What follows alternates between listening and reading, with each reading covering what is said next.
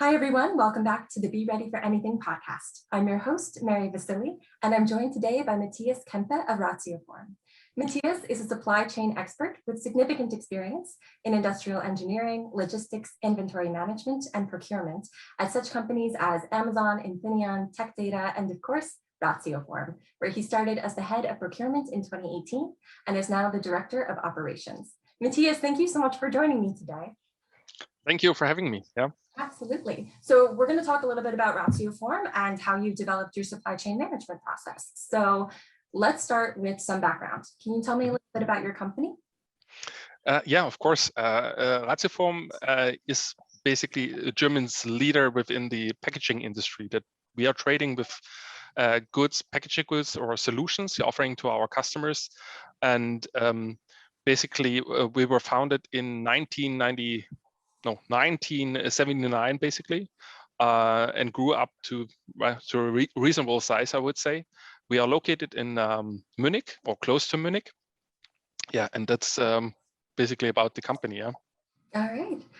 So it's a pretty demanding industry, and it's not without its challenges. So what were the biggest industry and supply chain challenges that Ratioform was facing?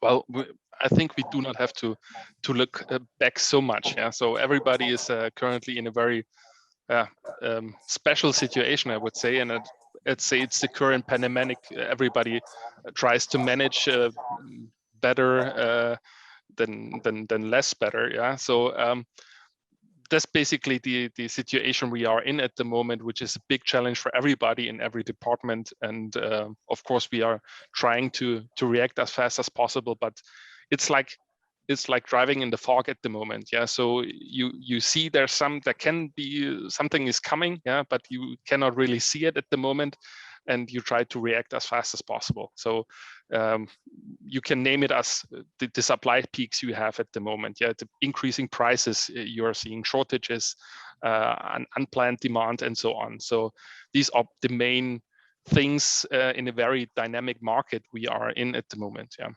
Right.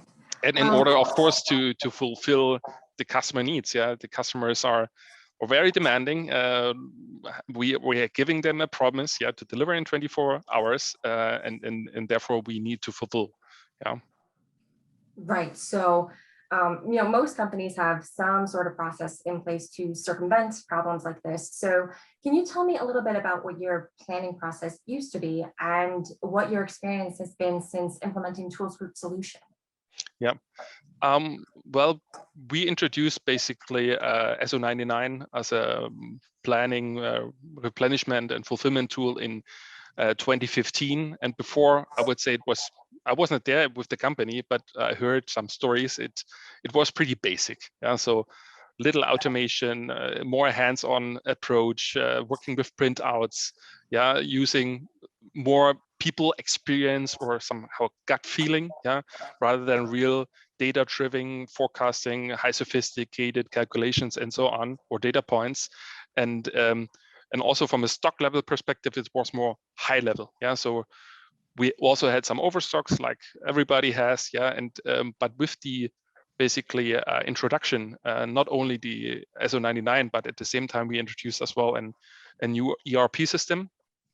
Yeah. And they were working in dependently on each other. Yeah. So in conjunction. And after that, it was more like real data driven, more automatic forecasted fulfillment process. Not that we do any printouts anymore. We could then suddenly do some more parameter setting setups, yeah, in the system. For instance, setting up stock levels on item base. Also have a fully automated calculation of safety stocks, and use a lot more variables than we could have used before, yeah, if we do it in person manually. So basically, this was also the change why we did it. Also to do the whole ordering, replenishment, disposition more in a more state of the art way, yeah. And we of course had some goals as well. Of course, to reduce the time effort to do this. Yeah, it was a huge step there, and of course also improve our inventory health. That means having less stock, higher availability, And this was possible with the introduction of SO99. Yeah. Well, that's always great to hear, and we're delighted to be able to partner with you on that. But let's just revisit something that you kind of mentioned at the beginning when you were talking about some of the challenges that people are facing. Let's address what everyone has been thinking about for the past year. So how did you navigate COVID, and in what ways was Tools Group able to help? Yeah, basically, as I said, when you look at recent history, I think no one was in this situation since the last, I don't know, 70 years. So there's nothing comparable. The only thing, and I mentioned it before, it is like more driving on site at the moment, yeah, and trying to react as fast as possible. And of course, there's a great team at the moment within Tools Group. We have weekly meetings, already had weekly meetings during the last year, supporting us when the system didn't react correctly. Of course, the whole algorithms there are based on a standard situation, but we are not in a standard situation at the moment. So the support, personal support, was very great. What we did is also the introduction of so-called COVID classifications. So they came up with a solution because we said, okay, the forecasting algorithms we are using are too slow, basically. So we need something which is much faster, yeah, because situation is changing so fast. And this was done by introducing the so-called COVID classification, which allowed us to manage our forecast in a much shorter period, yeah, and allow the system to react much faster at the different situations, yeah. Even if something goes up or down in demand, also the increasing lead times we are facing, especially in the second lockdown or let's wave, yeah, we are right before the third wave in Germany, I guess, helped us here to with some smart settings within the system, yeah, to still keep our service level at a very high level, yeah. I can say that our goal is 96.5% service level, yeah. Of course, we are not there yet, but we are still above 92% at the moment. Yeah. So and this would not have been possible without the tool, actually. Yeah. If you do it all manually, of course, it needs manual interaction, and you cannot trust the tool 100%. This is also clear, but still there's a big support from the tool and in the team, of course, to tackle these issues. Yeah. And we are getting better day per day. Well, Matthias, we really value your partnership, and we're glad that we were able to lend you support. I know you mentioned a couple waves coming in, but hopefully we'll be coming out of this pretty soon, and can start looking ahead. So can you tell me what your goals are moving forward, and what are some of the objectives that Ratioform is setting for the future?